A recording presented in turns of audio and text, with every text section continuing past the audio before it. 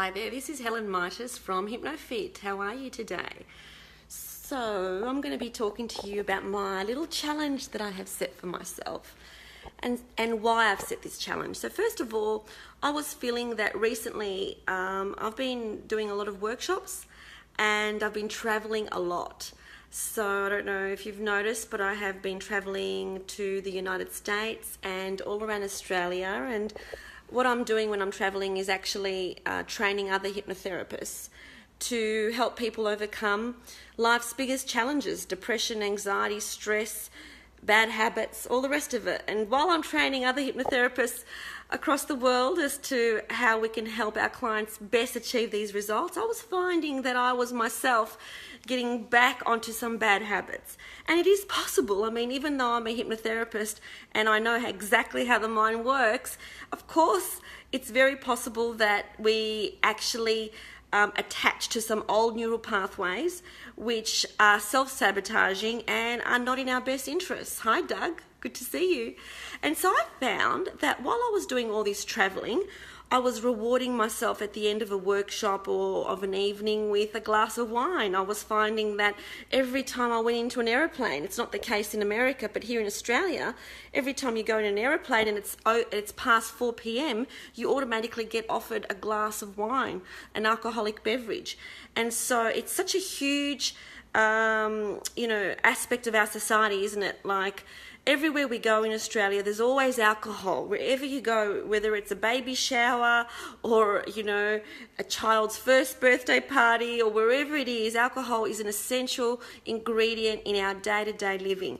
I remember that, my son, he's nearly 25 years of age now, but when he was in primary school, even the primary school events where we would go on the school grounds, and for instance, it could be Christmas carols or whatever, and the families would take their own picnics with them, and they would take their own, everybody had wine, everybody had wine and nibbles and so on. It's such an integral part of our society that we think that it's okay to drink every day. And really, I don't think it is.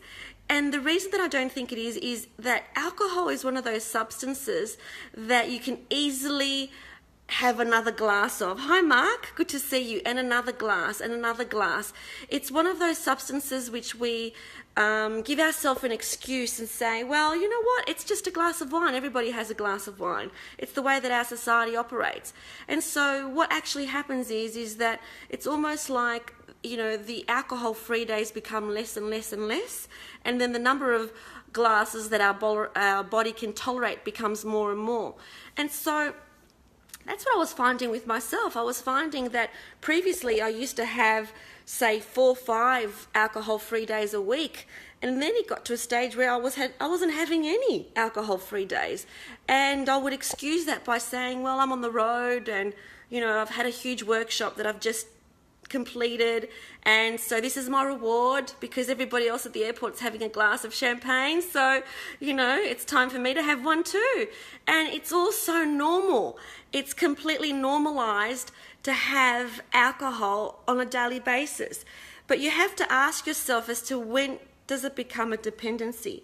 And people think, well, I'm not an alcoholic. It's not like I desire it first thing in the morning when you first come, when you first start people think alcoholics are those people that start the day and they have a glass of alcohol and they've got to continue having alcohol throughout the day. No, really, it's just a dependency. And that dependency is about, do I need to have a glass of alcohol, tonight? And if the answer is yes, then there is an issue. And, so often we hear people saying, I'm going to do a 30-day challenge, I'm not going to drink alcohol for 30 days, and it becomes a really big deal, just like it's a big deal for me.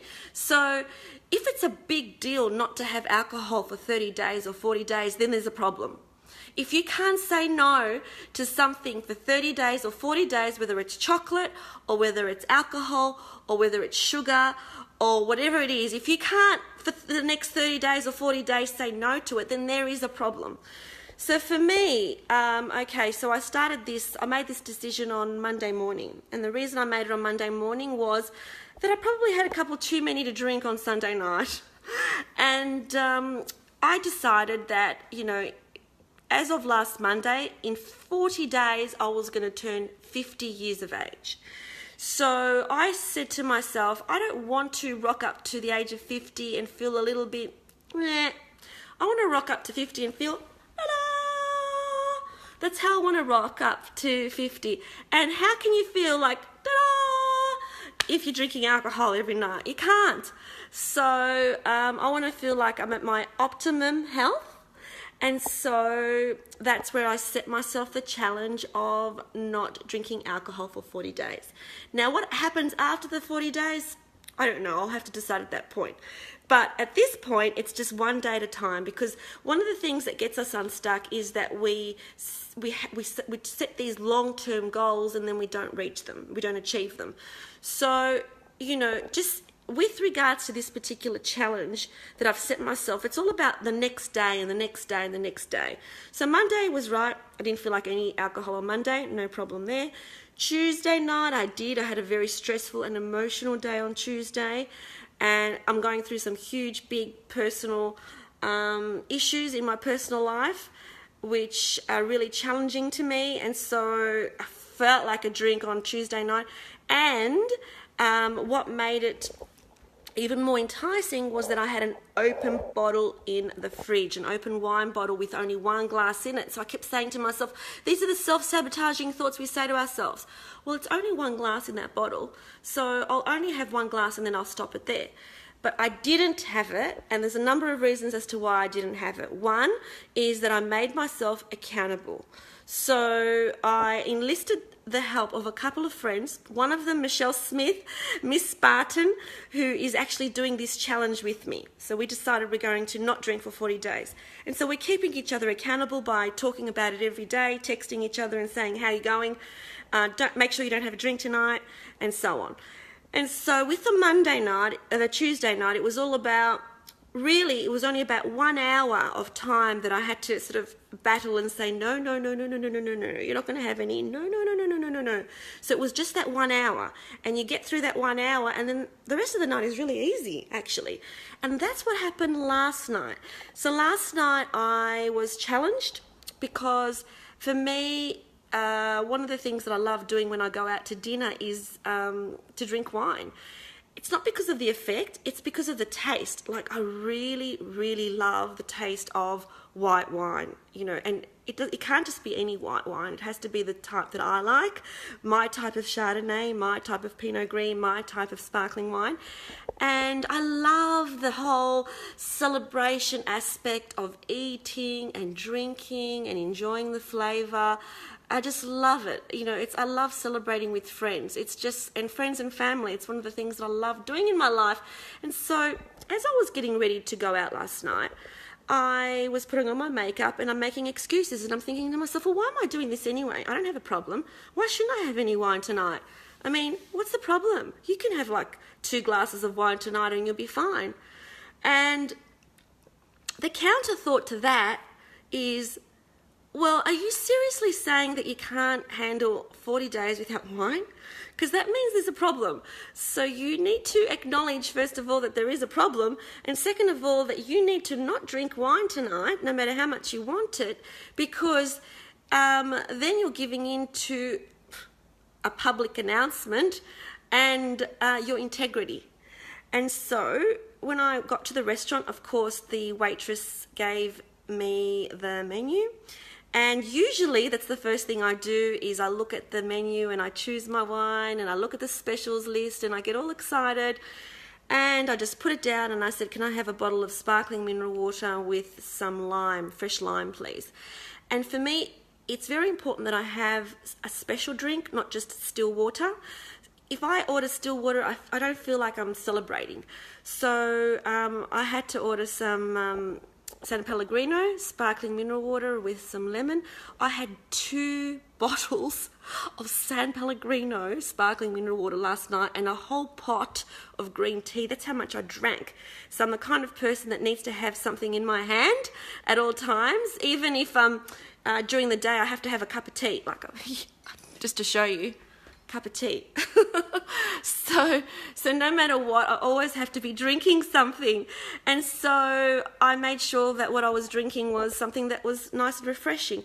So again, the interesting thing about last night is that the only challenging part of the evening was really from the time that I was getting ready to go out to the first 30 minutes at the restaurant. That's it. After that, it's really simple. After that, the thought escapes you. After that, you don't care whether you're drinking alcohol or not. And then by the end of the night, you go, oh, fantastic. I feel so good. I stuck to my guns. I didn't drink alcohol. I feel so good. And you wake up in the mornings going, yay, go me. I made a good decision for myself and for my health last night. So this is what I want you to consider when you're drinking alcohol. First of all, forget about the labels of alcoholism, dependency, whatever. Forget about it. It's not about that. It's about, is this holding you back in some way? I mean, just putting on weight, just for me, the last few months I've put on 3 kilos, and you might not think that's enough. That's too much, but for my height, 3 kilos is quite a bit. It means that I can't fit into quite a number of my clothes, and it means that a lot of my other clothes are very tight, and it also means I feel uncomfortable in my own skin. And of course that's because of the extra sugar in the wine. So it's got a lot of calories when you're drinking alcohol, and apart from that, apart from the actual calories that you consume when you're drinking the alcohol, I don't know about you, but I tend to eat more, and that's because that part of your brain that actually makes decisions, the decision-making part of your brain, your frontal lobe area, is affected. And that means you don't make the best decisions for yourself when you're under the influence. And that might mean that, it doesn't mean that I'm going to have junk food, because I don't do that. I'm not that kind of person. Made that decision a long time ago. But I might grab a whole packet of rice biscuits and some cheese and eat it. I don't need those extra calories. And so just from that perspective, it makes a big difference. So I want you to consider this the next time that you say to yourself, I'm not going to drink any wine, and you end up drinking wine, is it really only lasts for an hour. Hi, Maria. It really only lasts for about 45 minutes, an hour, from the time that you really, really desire it to the time that the desire ends. So those thoughts, those self-sabotaging thoughts that are always in our head about doing this and doing that, those self-sabotaging thoughts about excuses about why it's okay if you have wine tonight. Really, you've got to ask yourself the question, if I can't abstain from alcohol for the next 30 days, then there is a dependency issue, and so I need to do something about it. So that's Helen from HypnoFit. Take control, live strong. We're all human. We all make mistakes. I'm the first one to admit it. I'm the first one to admit that there's plenty of mistakes that I make. There's plenty of poor judgments that I make. But what do? You just learn from them and you move on. That's all you do. I don't beat myself up. I don't call myself nasty names. I don't call myself useless or whatever. It's just I learn from it, pick myself up, and then I move on. So Helen from HypnoFit wishing you an incredible Thursday. See you later. Bye.